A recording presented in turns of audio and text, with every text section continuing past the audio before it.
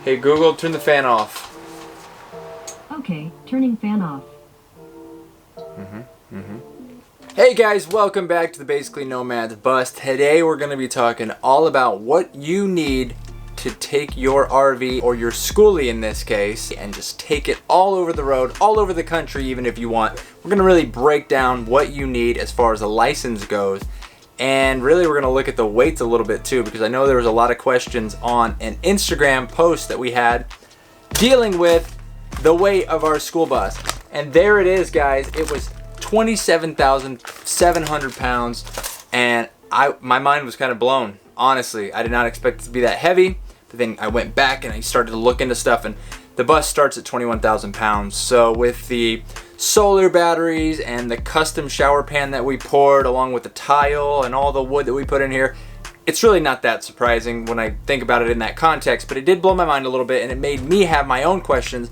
And so I went and did some research, and I thought I would hand that off to you guys, because I know a lot of you you're either in the process right now of building your own schoolie, or maybe you're just thinking about it and you want to do some homework and you want to know exactly what you're getting yourself into, and you want to be legal while you're doing it, right? So let's just answer the question right off the bat, right? Do you need a CDL to drive a schoolie or an RV?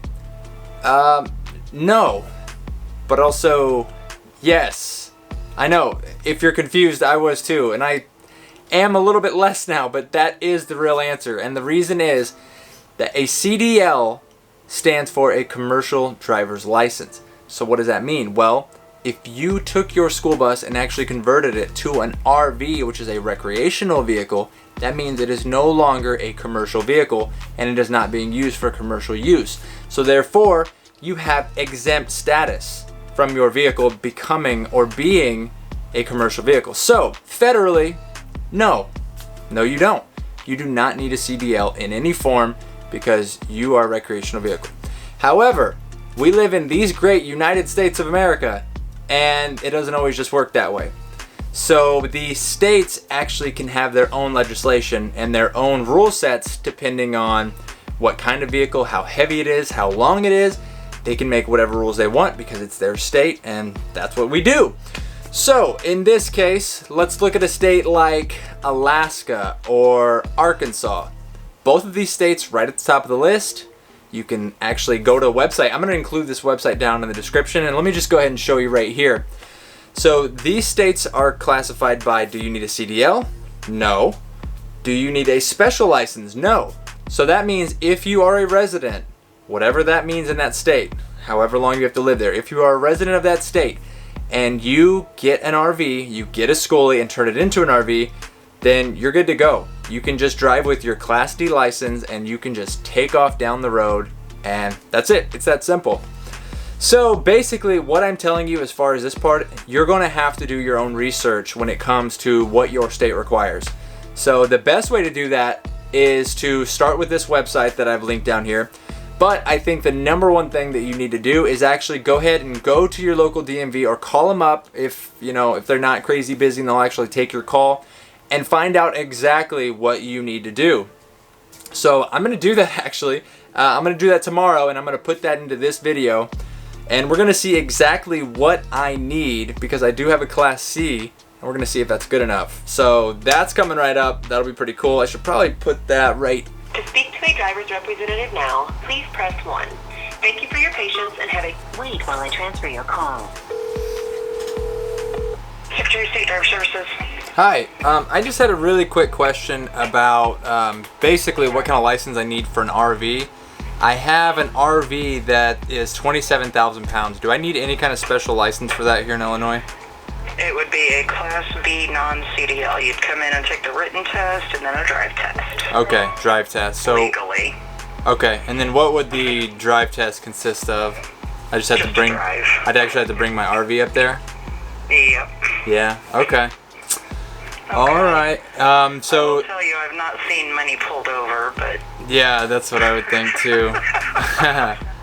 So what about if I'm under 26,000? Is 26,000 the reason if you're over that? Exactly. Yeah. Okay. Great. Good to know. Okay. Yep. Thanks so much. You're welcome. Bye-bye. All right. Bye. And there you have it. So in Illinois, yes, I actually do need a Class B non-CDL. So no, it's not a CDL, but it is a special license, a Class B, but that's just here in Illinois and not very common actually. So, well, so now I know what I have to do. I actually have to go up to the DMV. I'm gonna have to take my written part and I'm gonna have to do a drive test with this RV right here in Rantoul, which is kind of weird, but I guess I'm gonna get it done so that I'm driving legally. And yeah, so back to yesterday me. Here we go. So that's not the only thing that I wanted to share with you guys. Since we're really talking about getting a schoolie and taking that schoolie from school bus to RV and then the ability to drive that thing on the road, well, that means at one point it was not an RV. This bus is an RV, and it actually has been since we've had it. It was never a school bus since we've owned it, because the people that had it before, we've talked about it a little bit, they kind of converted it into a cabin, which we actually tore down to bare metal, which you can kind of see in some of our other videos that we just started it all over fresh. Regardless, the point is we started from a really good playing field where we didn't even have to get it converted to an RV. Again, you need to check with your state on what is required, and maybe it could even be by county, but you need to find out what is required to have your vehicle turned into an RV. It's usually something like you have to check 4 out of 6 things, like a toilet, maybe running water, electricity. I'm not sure exactly what it is. You definitely want to get it registered as an RV because it's going to be a lot easier to get insured. It's going to be a lot easier to get licensed in most states, not all the time, but usually. And the reason that is because when you go get that school bus, that is technically a commercial vehicle. And the reason is, if you look at I actually have a little list here, and I'll show you what makes a commercial vehicle. The reason is it has room, and it is set up to have more than 16 passengers. So if you're on your way to pick up your school bus, and you get there, and all the seats are in it, it is a commercial vehicle because it can hold over 16 passengers, and that means you do need a CDL.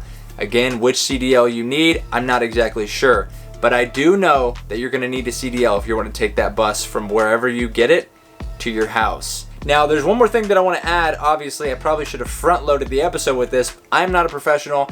I do not professionally drive, and I want that to be clear that anything that you hear from me needs to be fact-checked, and you need to double-check it again after that. Please get a hold of the DMV, because the last thing that I want is people without training that have never driven anything like this to just get out on the road. That does make me a little bit nervous. So obviously, even in states where you're not required to have anything but a Class D, I would definitely recommend getting some kind of practice in, whether that means just driving it on private property, taking a couple circles, take some laps, whatever, get comfortable driving the bus, using the brakes, just getting a feel for the entire thing and like how different it is than any other car, because it really is quite a bit different. When you're talking about accelerating and then braking, just takes so much longer, and it's especially when you're 27,000 pounds, it's just such a different feel.